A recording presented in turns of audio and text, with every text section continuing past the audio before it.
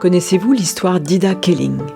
Pouvez-vous imaginer un monde riche en sagesse, en inspiration, en résilience, de centenaires super sportifs qui pourraient nous inspirer pour les années qu'il nous reste à vivre ? Quand le corps et l'esprit font équipe.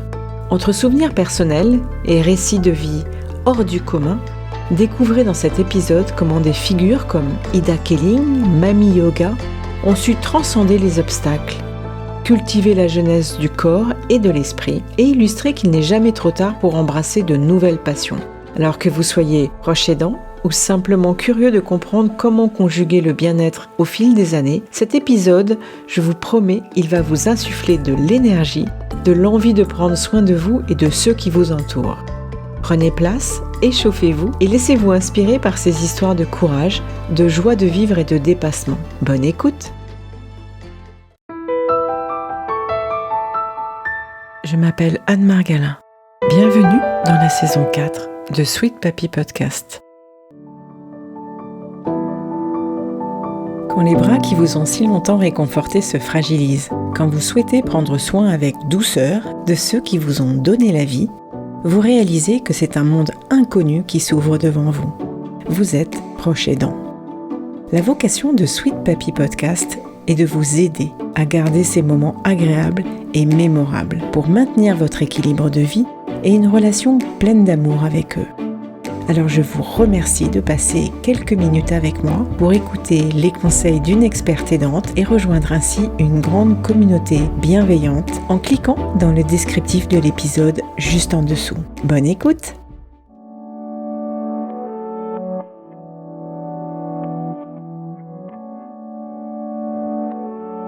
Quelques jours après le décès de Sweet Papy, mon père, un ami proche m'a interpellée en me disant « Ton père, il a une belle vie, une belle carrière, une belle retraite et une belle mort. » Et depuis, je me demande toujours qu'est-ce qui fait une belle vie, longue et heureuse. Je pense que pour mon père, Sweet Papy, c'était le sport, l'empreinte d'un parcours professionnel exceptionnel, l'amitié des vieux copains et l'amour de sa famille. Il a vécu toujours une vie saine et active et c'est cet héritage que je veux partager avec vous aujourd'hui à travers son histoire et surtout celle de centenaires inspirants. Alors pour revenir à Sweet Papy, c'était un sportif dans l'âme. Toute sa vie, il a pratiqué une activité physique régulière sans jamais tomber dans les excès. Il a très peu fumé, à part quelques petits cigarillos. Il ne buvait pas d'alcool. Il avait une hygiène de vie irréprochable qui était due à son métier de pilote de ligne. Il aimait être en mouvement.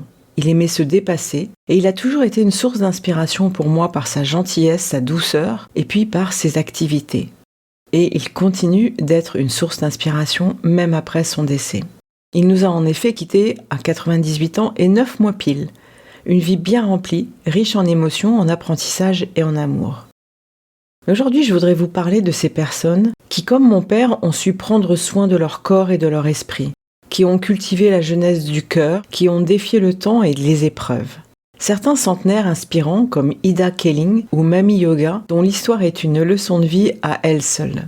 Alors si je reprends l'histoire de Mami Yoga, j'avais déjà fait un épisode il y a quelque temps, il y a 2 ans, si vous retournez au début du podcast. De son vrai nom, Charlotte Chopin a commencé le yoga à 50 ans pour soulager des douleurs au dos.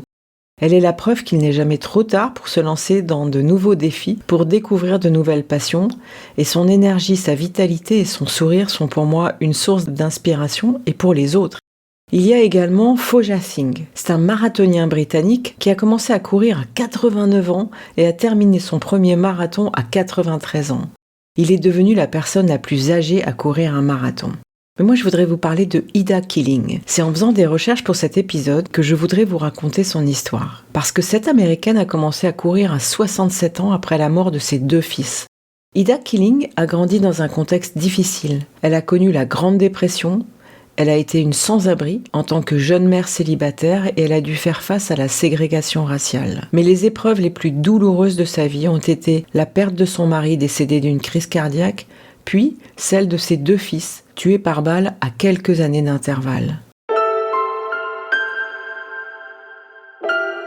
Après ces tragédies, Ida Keeling sombre dans une profonde dépression. Sa fille, Shelley Keeling, elle-même coureuse passionnée, l'encourage à se mettre à la course à pied pour surmonter sa douleur. Ida Killing commence à courir donc à l'âge de 67 ans, un âge où la plupart des gens pensent plutôt à la retraite. Contre toute attente, Ida Killing se découvre une passion pour la course, se révèle être une athlète talentueuse. Elle participe alors à des compétitions dans sa catégorie et bat des records du monde. À 95 ans, elle établit un nouveau record sur le 60 mètres. Elle continue à courir et inspirer le monde entier par sa détermination et sa joie de vivre.